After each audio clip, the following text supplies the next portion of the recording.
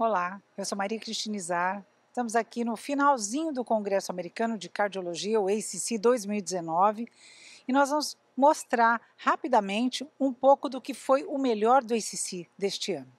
O Dr. Saraiva vai nos falar sobre 3 estudos: o estudo de Declare, os dados de insuficiência cardíaca, os dados do estudo TREAT. Mais alguma coisa, Dr. Saraiva? Foi um congresso maravilhoso.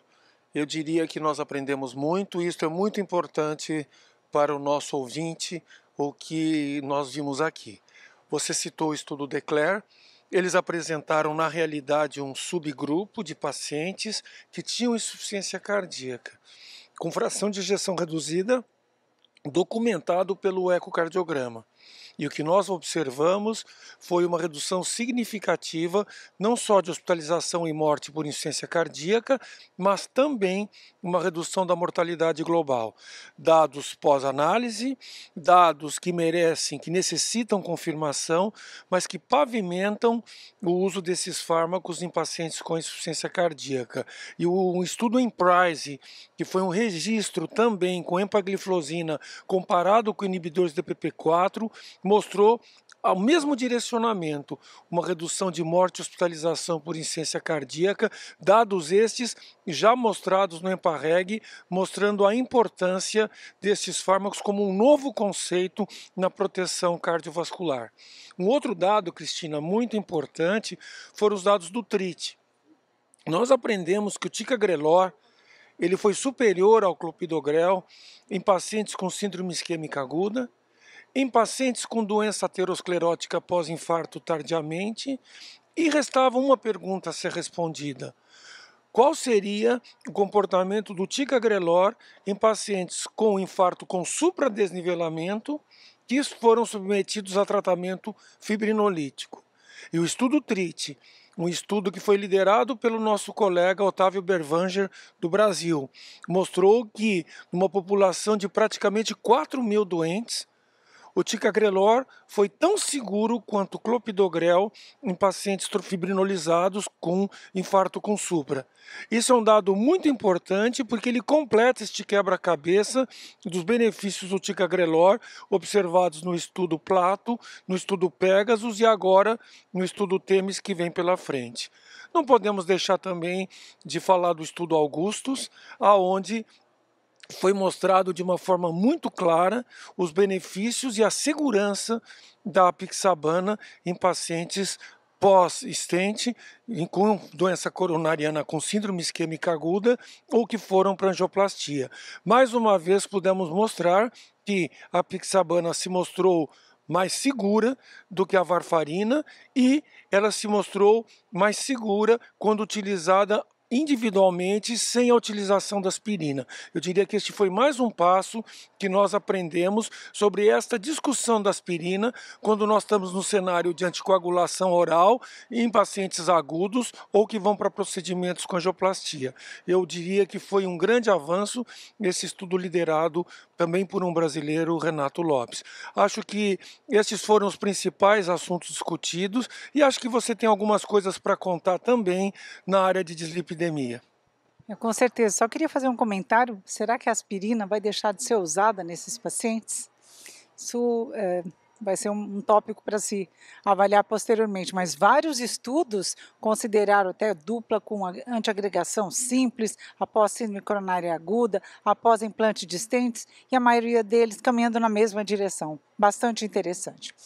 Bem, na área de dislipidemias, nós tivemos a oportunidade de verificar alguns estudos novos, né? Ou a continuação de estudos que já tinham sido publicados. O estudo REDUCE-IT foi um estudo que avaliou pacientes de alto risco, muitos já em prevenção secundária ou com múltiplos fatores de risco, sendo então considerados de alto risco, em quem foi dado uma nova formulação de ácido graxo ômega 3. É o EPA altamente purificado. E nesse estudo foi observado uma redução em torno de 25% no desfecho primário, o MACE, né, de 3 pontas e o de 5 pontas. O que aconteceu hoje é que foi apresentado o resultado de quem tinha mais de um evento, então um segundo, um terceiro, um quarto ou quinto eventos. E o que se observou é que os benefícios da suplementação de ômega 3 na dose de 4 gramas por dia nesses pacientes reduziu ainda mais, uma proporção ainda maior, os eventos secundários, terciários e os quarto ou quinto eventos, quer dizer, mostrando que esses benefícios são ainda maiores para os pacientes com múltiplos eventos, que normalmente não são avaliados nos ensaios clínicos. Avalia-se o primeiro evento, o evento que qualificou para a entrada do estudo, mas assim como foi feito no estudo Fourier, com o inibidor de PCSK9, os resultados a análise que foi feita foi semelhante à do estudo Fourier, e o benefício foi ainda maior. Então isso é o marco. Será que vamos associar às estatinas novas formulações de ácidos graxos ômega 3? Isso é um ponto que provavelmente será bastante discutido nos próximos eventos. Um outro aspecto interessante foi do uso do ácido bempedóico. É um novo fármaco para o controle da hipercolesterolemia. Ele age na via da síntese do colesterol, mas age um pouco acima do local onde agem as estatinas, que é na HMG-CoA redutase. Então, acima é upstream do local onde a estatina age. Então, ele pode ter uma ação sinérgica com as estatinas. E num estudo com pacientes de muito alto risco e alto risco, o ácido bempedóico foi utilizado e mostrou reduzir em torno de 17% os níveis de LDL e colesterol, no topo da estatina. Havia alguns pacientes sem uso de qualquer hipolipemiante. Nesses, o benefício foi maior. Então, essa parece ser uma terapia promissora, está sendo estudado em estudos de desfechos clínicos, especialmente em pacientes que não toleram estatinas, e os resultados são bastante aguardados como uma nova opção, lembrando que esses dois tratamentos são para uso por via oral. Outro dado interessante que foi bastante comentado, foram estudos que compararam o uso de implantes de válvula aórtica por via transcatéter com a via tradicional cirúrgica, em pacientes de baixo risco cirúrgico com bom acesso femoral, mas com estenose aórtica grave. E o que se demonstrou nos vários estudos do Evolute, principalmente o Partner 3, é que houve não só não inferioridade, mas o Partner 3 foi superior na redução de eventos combinados, que era morte cardiovascular, AVC ou necessidade de rehospitalização. Então isso é importante porque abre uma perspectiva para uma nova terapêutica, como o acesso transcatéter, que antes tinha sido estudado nos pacientes de muito alto risco cirúrgico, de risco cirúrgico intermediário. Agora, estenose aórtica grave, mesmo com baixo risco cirúrgico, mostrou que no Evolute não é superior, mas é não inferior, e que no Partner 3 é superior em termos de redução de eventos à intervenção cirúrgica. Além da melhor qualidade de vida, né? O indivíduo não faz uma toracotomia, ainda que ela possa ser mínima, e isso diminui muito os problemas pós-operatórios. Eu creio que isto foi um grande avanço.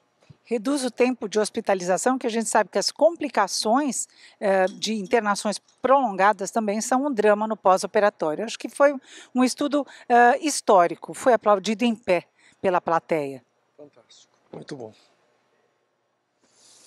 Muito bem, então nós gostaríamos de fechar aqui a nossa apresentação e desejar a vocês que no próximo ano acompanhem o Medscape em português. Obrigada. Obrigado.